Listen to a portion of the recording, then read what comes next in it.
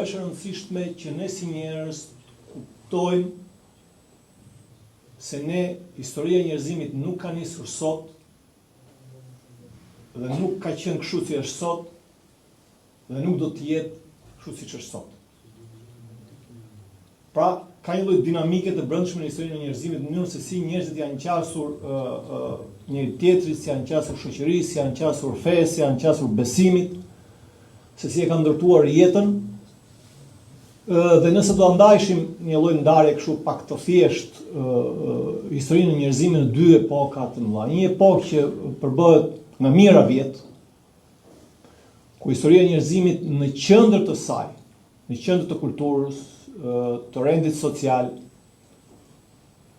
të mënyrës se si organizonin jetën, kishin besimin fetar, pavarësisht besimit që kishin. Dhe epoka e dytë e historisë është ajo që thon epoka moderne, që është shumë më e re dhe shumë më e shkurtër, e cila zhvendosi besimin fetar dhe nuk e ka më në qendër të vëmendjes, por vendosi njeriu dhe çfarë pjell mendja e njeriu, arsye e njeriu, ose të paktën kështu quhet. Epoka moderne erdhi për arsye të ndryshme, për shkaqe të ndryshme. Mendimtarë të ndryshëm sollën ide të ndryshme ku thanë që feja është diçka e pavlefshme, diçka që kanë shpikur njerëzit, iluzion, prrall, etj.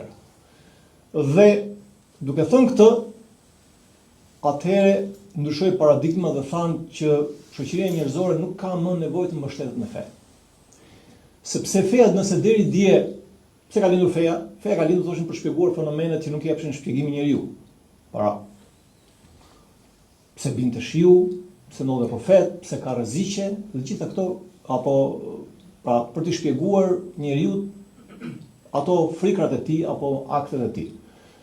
Ka pas qaste të tjera të cilët thoshin që feja është shpikje sociale. Për shembull, Emil Durkheimi thotë që njeriu në vetvete ka shpikur fen sepse ai adhuron vetveten, adhuron shoqërinë e tij. Pra, feja nuk është gjë tjetër vetëm se ai totemi, i cili totemi është i idhulli, i fshatit apo i fisit, i cili i përbashkon njerëzit dhe i krijon atë kohezionin social që lidh mes tyre. Dhe këtë funksion ka. Dhe njerëzit dhe këta mendimtar, Marxi,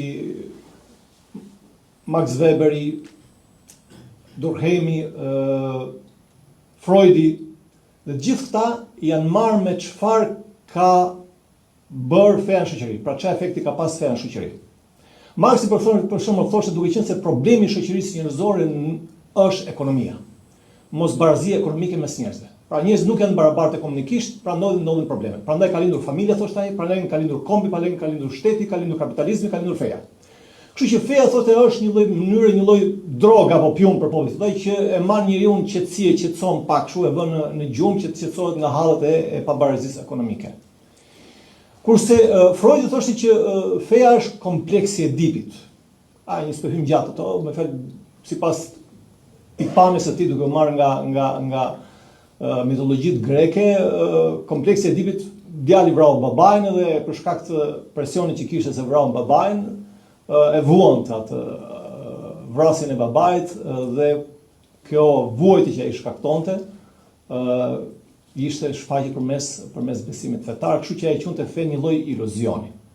Dhe gjithë ta mendimtar apo Max Weberi thoshte që feja do të humbë rolin e saj për arsye sepse ajo i jepte shpjegim botës, i kapaciteton shpjegim botës, dhe në momentin që bota në modernitet, për shkak të zhvillimit teknologjik, për shkak të zhvillimit të shkencës, për shkak të përdorimit të arsyes, i ka çmagjepsur botën, pra nuk ka më xhin aty, nuk ka më shejtan, nuk ka më Zot, dhe çdo gjë që ne shohim, çdo gjë që shpjegohet në mënyrë shkencore, atëherë nuk ka më nevojë për fen.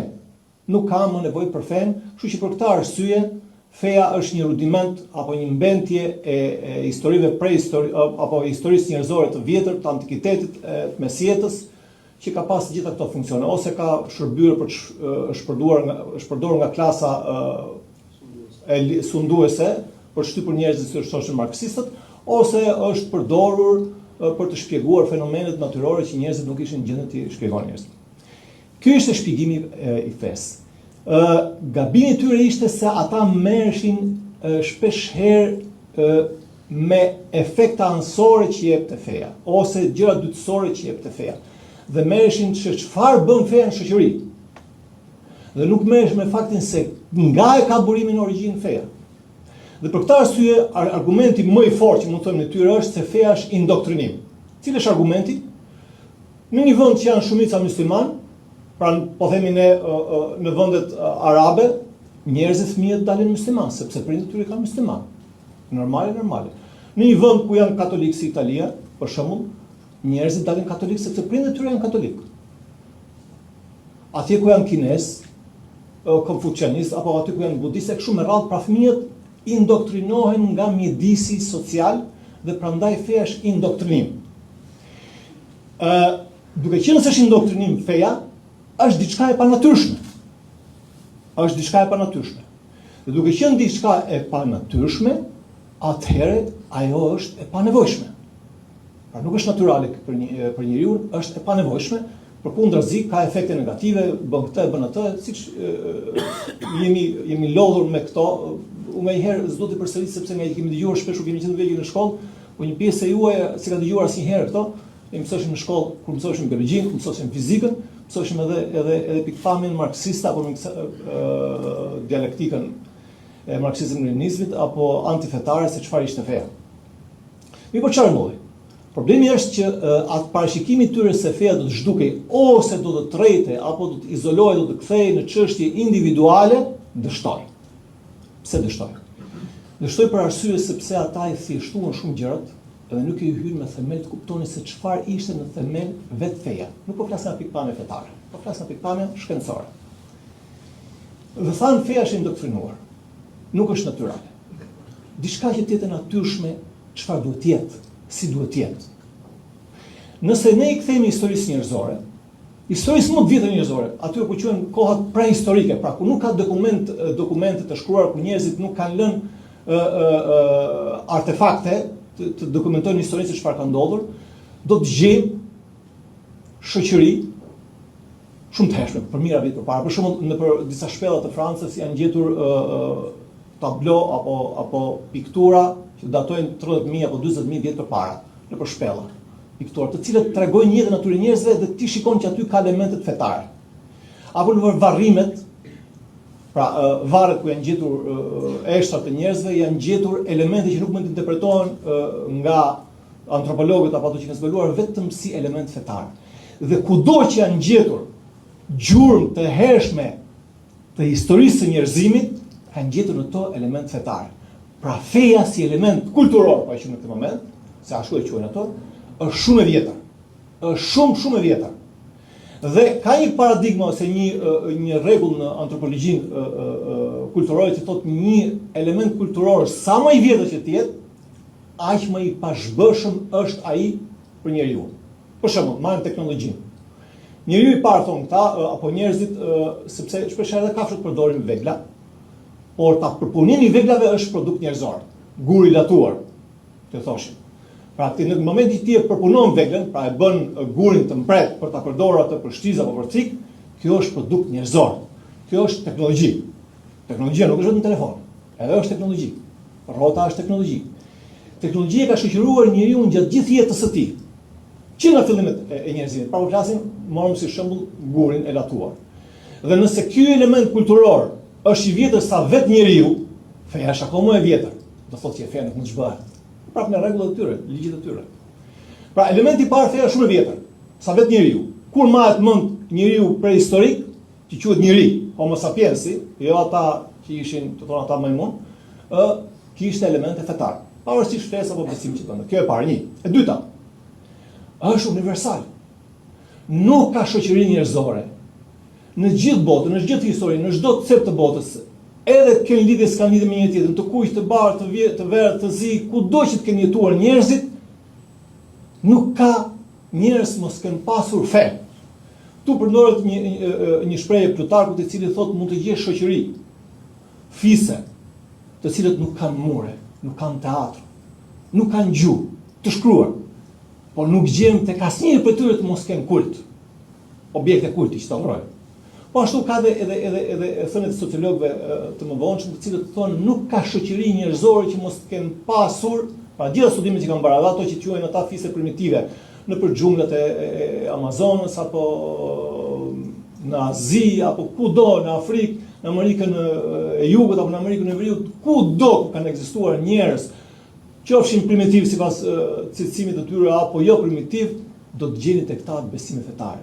Dhe fakti që kjo përhapje e gjerësishme, universale, kudo ku ka pasur njerëz e fesë, atëherë kjo është argumenti i dytë që feja është e natyrshme. Edhe e treta, nëse shikojmë gjatë gjithë historisë së njerëzimit, shumica e njerëzve në botë janë besimtarë, pavarësisht besimit që ka. Edhe sot e kësaj dite, kur është epoka ndoshta e afetarisë më të shtuar në botë, pjesa më e madhe e njerëzve besojnë, pavarësisht se çfarë besojnë. Dhe numri më i madh i ateistëve gjendet ose në lindjen e largët, mos harroni se Kina përbën mbi nga të 1/8 e popullacionit botës, ka mbi 1 miliard banor.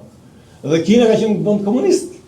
Dhe shumicë, një pjesë e mirë e atyre që rezultojnë si ateist, rezultojnë pikërisht në Kinë. Do thotë që kjo shifër, komunizmi apo regjimi komunist ka imponuar ateizmin këtyre vendeve. Po ashtu i gjejmë atë edhe në një pjesë të vendeve perëndimore të cilët janë laicizuar. Për shembull, nëse shikojmë në Europë, vendi që ka ateizmin më të lartë në botë kush është? Çekia apo ish Çekoslovakia. Vendi i cili ka qenë pjesë e kampit ridor apo vendeve komuniste. Pra dhe sot e kësaj dite do të gjejmë që shumica e njerëzve besojnë në Zot. Edhe ata të cilët nuk përcaktohen, se shpesh anketimet që bëhen, a i përket një feje, nuk i përket një feje. Shumë për njerëzve nuk identifikohen me fe të caktuar. Ta nuk janë ateistë. Sot ka vrimë të cilët nuk besojnë në fe, po janë spiritualistë, janë këto New Age e të tjera, të cilët kanë gjithsesi një lloj besimi që identifikohet si besim fetar. Këto janë tre elementë. Të katërt do flasi për më gjatë flet libri, por ajo që do të them unë është që nëse feja do të ishte indoktrinim nga shoqëria apo nga familja, nuk kishte mundësi që të ishte kaq e vjetër, nuk kishte mundësi që të ishte kaq universale e shtrirë, dhe nuk kishte mundësi që shumica e njerëzve në historinë njerëzore të ishin fetar apo të besimtar. Më saktë besimtar sepse feja të qenit fetar bazohet në qenin besimtar, por nuk është e njëjta gjë. Shpeshherë sepse ti mund të jesh besimtar, por nuk je fetar. Pra unë besoj se të bësh Zot, por nuk praktikon. Pra fetar do të thotë ti je më praktikant. Pra për shemb agjiron Ramazan apo fal namaz apo shkon kish apo ku diun kryen rite të tjera, ndërkohë që ti mos kryesh, po identifikon, beson diçka në fuqitë mbi natyrshme. Dhe kjo është ajo që ka shoqëruar njerëzimin. Atëherë në momentin që këto mund të quhet diçka normë dhe natyrale nëse ajo nuk mund të quhet e tillë nëse ajo është pikërisht e përhapur gjerësisht, ajo është e vjetër se njerëzimi dhe përbën pjesën më të madhe të njerëzimit, atëherë kush është ajo për cilën duhet të pyetur, mosbesimi apo besimi? Norma është besimi, sepse nëse shumica e njerëzve besojnë, nëse njerëzit që herët kanë besuar dhe kudo kanë besuar, atëherë norma dhe e natyrshmja është pikërisht kjo. Pa marrë parasysh origjinën e fesë, pra po flasim nga ana shkencore në këtë rast. Pa parasysh kjo është norma dhe njerëzit nuk kanë nevojë pse pyesin dhe të studojnë që pse njerëzit besojnë. Sigurisht që ka prova për këtë, po duhet pyetur se njerëzit nuk besojnë, sepse mosbesimi është përjashtim në këtë rast. Mosbesimi është përjashtim. Dhe ateizmi është indoktrinim në fakt. Ateizmi është pikërisht indoktrinim. Edhe jo besimi. Besimi lind në mënyrë të natyrshme, në mënyrë natyrale dhe nuk indoktrinohet fare nga prindërit. Për mos ta marr gjithë atë për hapësirë për të folur, do mbyll me hadithin e Profetit sallallahu alajhi wasallam, i cili siç e përmendi edhe Kevin në fillim, pejgamberi sallallahu alajhi wasallam thotë: "Ma min mauludin illa yulad al-fitra." Nuk ka njeri që lind vetëm se lind në fitra. Janë pasaj prindët e tij, thotë, nëna dhe babait, të cilët ata e kthejnë atë në hebre, pra në jude, apo qifut, në të krishter, apo në zoroastrian, pra zjaravdhurës apo zjarafutist, e që e kthejnë atë në këtë E ngjashme thot profeti alayhis salam si ajo kafsha apo baktia kur lind, nëse lind baktia e shikoni thot atë që nuk ka asnjë dëmtim në trup. Pra nuk ka ndonjë dëmtim në trup. Dhe më pas mund ta shikoni për shkak se njerëzit ose presin veshin ose i lënë në një shenjë, pra me kalimin e kohës, por kur lind baktia lind e shëndosh pas një lloj defekti. Pra kështu ka krahasuar profeti alayhis salam. Po shikoni këtë hadith, profeti alayhis salam nuk përmend fjalën lind në islam. Mirë po, interpretimet e shumicës dietarëve apo seleve kanë thënë që këtu në këtë rast bëhet fjalë për fitra do thotë natyrshmëri, pra diçka e krijuar në mënyrë të natyrshme. Bëhet fjalë për islamin, pse? Sepse Allahu xhallahu kur ka thënë në Kur'an në surën Rum, fitratullahi allati fatara an-nasa alayhi la tabdila li khalqi dhalika dinul qayyim walakin akthara an-nasi la ya'lamun. Ka thënë kjo është fitra e Allahut, pra krijimi i Allahut në të cilën Allahu xhallahu i ka krijuar njerëzit. Kjo është feja e qëndrueshme dhe nuk ka ndryshim te krijimi i Allahut xhallahu, por shumica e njerëzve nuk e dinë. Pra nga ajeti kuptohet që Allahu xhallahu kur përdor fjalën fitra në këtë rast për krijim e ka për islamin. Mirë po, një pjesë e njerëzve, sepse ka pas debate me ulemave, nuk ka unitet ose konsensus ndër me ulemave në interpretimin e këtij hadithit, por kanë thënë Islam këtu nuk bëhet fjalë për islamin, po themi ne që fal namazin, njeh profetin alayhis salam e gjitha këto. Jo, bëhet fjalë për atë islam që i përshkon të gjithë profetët. Islami thotë që ai islam që është në nshtrimin ndaj Allahut është njohja e një Zotit vetëm. Dhe njohja e disa atribute dhe thelbësore të Zotit dhe në shtrimin ndaj tij. Ky është islami për të cilën apo fitra në të cilën thot profeti alayhis salam dhe pastaj midisi është ai që ndikon. Po fitra është ajo natyrshmëri me të cilën njeriu lind. Është një lloj aftësie ose një lloj intuite apo një lloj instikti i brendshëm, jo instinkt fizik. Njeriu ka dy lloje instikte, instikte fizik dhe instikte psikike ose mentale. Instinkti fizik për shembull kur fëmia del nga barku i nënës, instinkti i parë është të thithi gjirin e nënës për të pirë për të qumësh. Kush e ka mësuar? Askush nuk ka mësuar, është instinktive. E ka të gdhëndur në hardware. Njeriu po ashtu nuk lind tabula rasa. Nuk lind fletë bardh, en bosh, siç mendojnë njerëzit. Harroni këtë, nuk ka njeri që lind bosh, me fjalë lind bosh, po lind me një premis për të njohur Zotin. Madje ka për dietarëve të Islamit si Sheh Islami te mia apo të tjerë të cilët e shtynë edhe më tepër këtë thotë. Jo vetëm që lind me premisën që për ta njohur Zotin, por ai në vetvete edhe i njeh një farë mënyrë Zotin. Dhe këtë është ajo që shpjegon libri i sotëm. Pikërisht përmes provave dhe eksperimenteve kanë treguar që njeriu, fëmia nuk mund të indoktrinohet. Indoktrinohet mbasi kalon moshë të caktuar, por eksperimentet tregojnë që njeriu lind me një lloj besimi. Për ta krahasuar këtë me që besoj këtu ka që ndjekin dhe IT apo shkencat kompjuterike,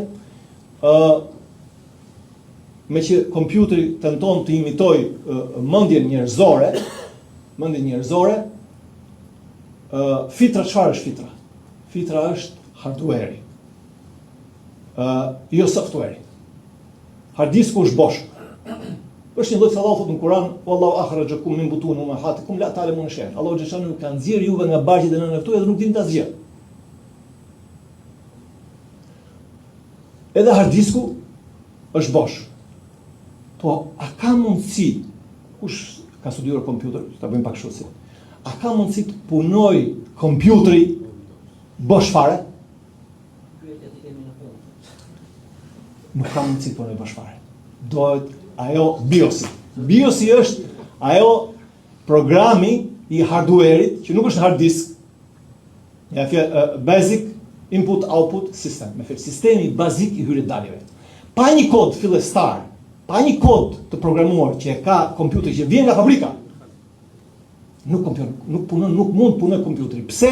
Sepse operon sipas një lloj sistemi që i thon njashmëri apo paragjykim induktiv.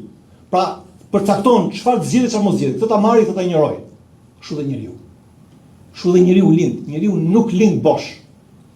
Tini të bindur. Dhe kjo është një argument më të fuqishëm shpeshherë edhe përdoret kompjuteri për të kuptuar sepse njerëzit nuk e kuptojnë këtë. Nëse njeriu do të ishte neutral dhe fitra do të ishte neutral, do të ishte bosh fare, as besim as mos besim, siç ka pasur për dietarëve që kanë thënë këto, njeriu nuk ishte në gjendje të mësonte. Harrojeni. Njeriu nuk mëson dot, ashtu si nuk mëson dot kompjuteri, nëse është neutral tërësisht, ashtu edhe njeriu nuk mëson dot nëse nuk ka një anësi. Sepse ai nuk do të dallojë dot bie fjala zhurmën e derës apo të erës nga zëri i nënës. Pse e dallon ai? Pse dallon njëri nga tjetri? Sepse ka fitrën, pra lind me diçka të shkruar. Po fitra gjallërohet dhe kupton kur vjen informacioni nga jashtë. Vetë nga brenda nuk është në gjendje të artikulojë, sepse nuk ka dije dhe nuk ka informacion.